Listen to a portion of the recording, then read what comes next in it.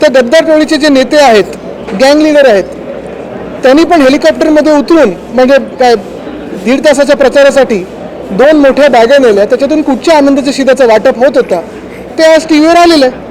पण जसं ह्यांचा व्हिडिओ आला तसं छत्रपती संभाजीनगरमधले एक आमदार त्यांचा एक व्हिडिओ आला, अनेक अशा आमदारांचे व्हिडिओ आलेत. मग कोणाच्या जमिनीचं आलं असेल, कोणाच्या पैशाच्या नोटाचं आलं असेल, कोणाच्या दादागिरीचं आलं असेल, कोणी कोणाला मारतानाचं आलं असेल. पण एकच प्रश्न आहे की जी भाजपा स्वतःला द पार्टी विथ डिफरन्स हे सांगायची, जी भाजपा सगळ्यांना सांगते की न खाता हूँ न खाने देता हूँ, न खाता हूँ न खाने देता हूँ.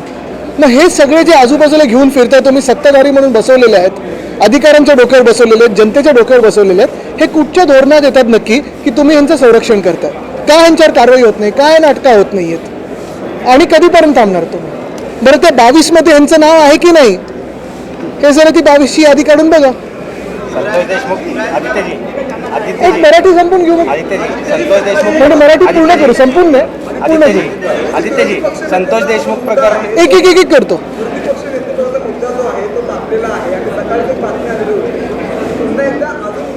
चर्चा जी आहे ती आता आहे विधान परिषदेची अनिल परब आणि विधानसभेसाठी उच्च वडेट्टीवार यांच्या नावाची चर्चा आलेली आहे. कसं बघू तुम्ही याकडे? अरे तापलेला म्हणजे तुम्हीच तापवता सकाळपासून, काल पण तुम्हीच तापवला होता. काल दुसरी 2 नावं होती, आज ही 2 नावं आहेत, उद्या दुसरी 2 नावं येतील. आम्ही जे दिलेलं नाव आहे ते एक आहे, ते स्पष्ट आहे, ते कुठेही बदल झालेला नाही आहे. बरं, दुसरी गोष्ट म्हणजे आता 4थं अधिवेशन आहे. जर अध्यक्ष महोदयांना वाटत असेल असं की अधिवेशन चालू शकतं पण लोकशाहीचं, जिथे विरोधी पक्षाची नेत्याची गरजच नाही आहे, हे त्यांनी जगाला सांगावं. मग त्यांनी पुस्तक लिहावं आणि सांगावं की का गरज नाही आहे. आणि एवढी भीती सरकारच्या मनात का आहे की विधान परिषदेत असेल किंवा विधानसभेत असेल विरोधी पक्ष नेता नसावाच, एवढं बहुमत असून देखील एवढी भीती काय आहे त्यांच्या मनात?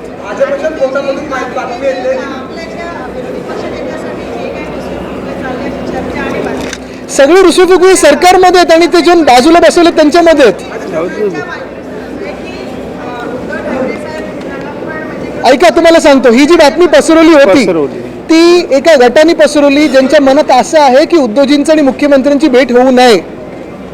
कारण मागच्या वेळी जेव्हा भेट झाली होती तेव्हा बीपी सगळे ते काय कुठे कुठे काय काय झालं होतं त्यांचं ते विचार होतं ना. पण मुख्य गोष्ट हीच आहे की लोकशाही एखादं असं जेव्हा सदन असतं, महाराष्ट्रासारख्या राज्यामध्ये एवढं निवडणूक आयोगाच्या आशीर्वादाने बहुमताचं सरकार आल्यानंतर तुम्हाला एका विरोधी पक्ष नेत्याची भीती वाटते, एका व्यक्तीची भीती वाटते, हे आश्चर्य.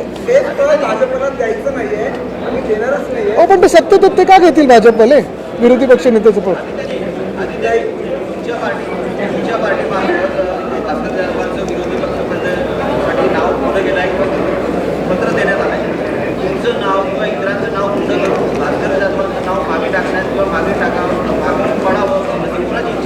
कोणाची नाही. आता उद्या अजून 2 नावं तुम्ही ऐकाल नवीन, पण ते जिंकून आले तेवढं बघा. पुढचा प्रश्न.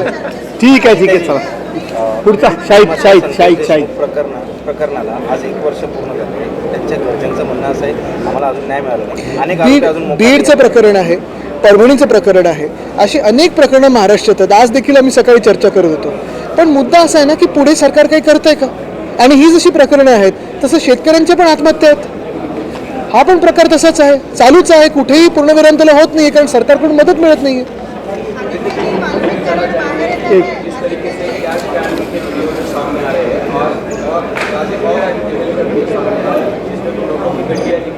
अंबादास गांधी जी ने वीडियो ट्वीट किया है, उसमें एक विधायक है जो कैश के साथ दिखाई दे रहे हैं. ऐसे ही कुछ महीने पहले और एक विधायक थे उसी मिंदी गुट के जो ऐसे ही कैश के बैग के साथ बैठे हुए थे. लेकिन सवाल यही है कि भाजपा जो खुद को पार्टी में तो डिफरेंस कहलाती है, भाजपा जो कहती है ना खाता हूँ ना खाने देता हूँ, इन्हीं सारे लोगों के बल पे अपनी सरकार मजबूत तरीके से बिठाई हुई है. तो क्या जवाब देगी वो देश को और लोगों को कि ऐसे सारे लोग, भ्रष्ट लोग लेके साथ सरकार चला रही है? आपकी क्या मांग है? मांग करने की जरूरत क्या है? ऐसे लोगों को तो जेल में होना चाहिए. क्या कभी भी आपने देखा है लोकतंत्र में ऐसी बातें होते हुए? परसों भी जो आपने देखा होगा एकनाथ शिंदे उतर रहे हेलीकॉप्टर से, 2 बड़ी बैगें लेके जा रहे हैं. क्या था उसमें? इतनी बड़ी बैग कपड़ों के लिए, आधे घंटे के प्रचार के लिए. आदित्य जी, जैसे कि बिल्कुल नहीं, हमने जो नाम दिया है वो किसी भी कोई बदल हुआ नहीं है, लेकिन ये जो अफवाहें फैलाई जा रही है वो इसीलिए फैलाई जा रही है क्योंकि जो फैला रहे हैं उनके मन में यही डर होता है कि अगर इस सत्र के दौरान उद्धव जी और देवेंद्र जी मिले तो वापस पिछले सत्र में जैसे उनके दिल की जो धड़कनें थी तेज हो रही थी मिंदे की, वो वैसे ही होती जाएगी। आदित्य जी, जैसे कि आपने कहा था कि उनके विधायकों में फूट अभी पड़ चुकी है, अभी उद्योग मंत्री उदय सामंत का एक बयान आया है कि वे शिवसेना का एक किताब लिखने जा रहे हैं, मुंबई टू गुवाहाटी, गुवाहाटी टू वाया सूरत। इसके ऊपर सर क्या कहना चाहिए? लज्जा थोड़ी तो होनी चाहिए, इतनी सारी किताब चोरी पे, खुद की चोरी पे अगर लिख रहे हैं तो इससे और यानी ये तो क्या कॉमेडी हो, एक तो सरकाज़म में बोला होगा उन्होंने, लेकिन ये तो लज्जा है ही नहीं। ऐसे लोग किताब लिखे तो दुनिया की बेस्ट सेलर हो सकती है। एक आपण काय ऐकलेलं त्याच्यावर अजून चर्चा नको, झालं तर त्याच्यावर बोलूया।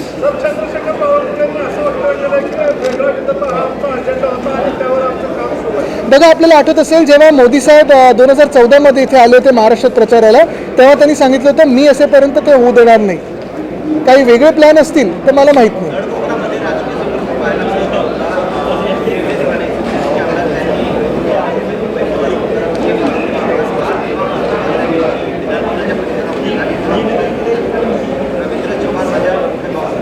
मी काही लोकांची मन की बात किंवा धन की बात ऐकतच नाही। ठीक आहे, धन्यवाद।